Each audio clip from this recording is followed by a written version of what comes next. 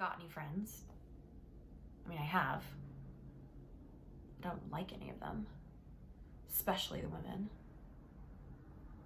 I try, I really do. It's just that I'm sensitive and I get taken for a ride. Nothing ever goes right. Every time it's always the same. Like with men. What is it with men? It's not that I have a problem with men or anything. I love men. I've been to bed with 78 of them. I counted. So obviously it's not a problem or anything. It's just... He didn't even apologize or anything. How can you say he doesn't want to see me anymore? Why now? Why can't he have waited? Why does it always go wrong?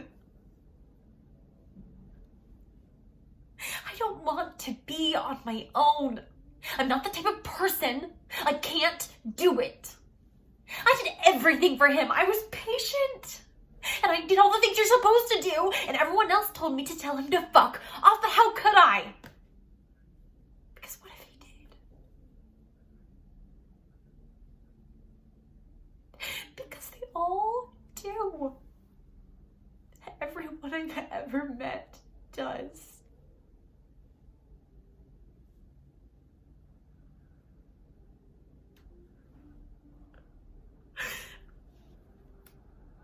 I don't want to be on my own. I know it's supposed to be great. But I don't think that it is. I can't help it. There's no good pretending.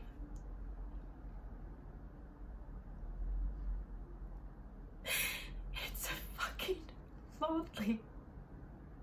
I can't bear it. Choices about how we just deal with it. Fine. Bring him to a shrink. Put him in a room with a stranger and wipe your hands. Putting him in therapy is not a failure, Alex. For God's sake, do I get any credit for being supportive? You were never supportive. You barely know him. And instead of having a conversation with him yourself, you'd rather bring in an expert who can tell you what to do as usual. That is so unfair. Oh, is it? You think I like competing with you? Trying to force my way into his life, you refuse to share him, and it's exhausting. You know what's exhausting? Is being at home with him all day. You at least have a life outside of this apartment. I give that up. If you want to go back to work, do it. Nobody is stopping you. No, Greg, I made a choice to be here because I didn't want him raised by nannies. And because you get credit for loving my son unconditionally. And what about me?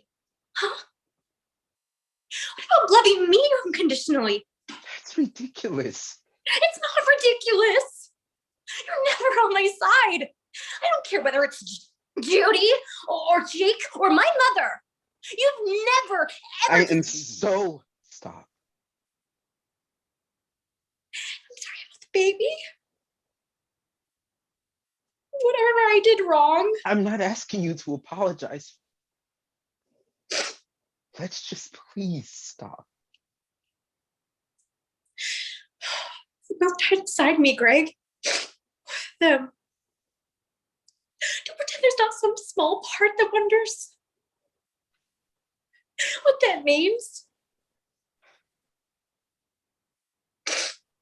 You have to tell my mother. Again. God. Listen to her whole like I wounded her. Like it's just further proof. Not right now. I'm a failure. What if that happens again?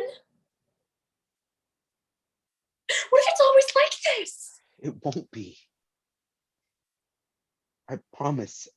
Maybe we need to take a little time, or maybe we go see a specialist. We don't have to decide right now.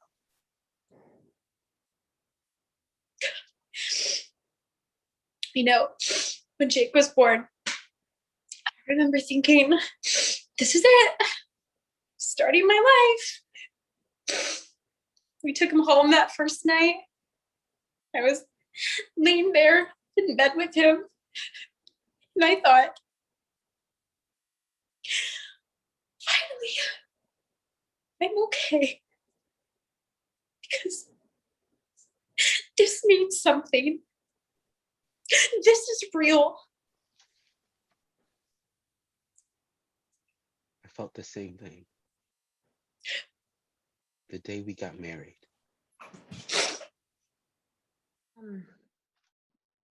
If it's because you don't love me, then you should just tell me. I'm not Because saying I don't love you.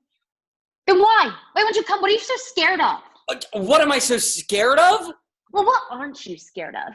You live in your safe little world where no one challenges you, and you're scared shitless to do anything else because of me. You'd actually have to change. Don't tell me.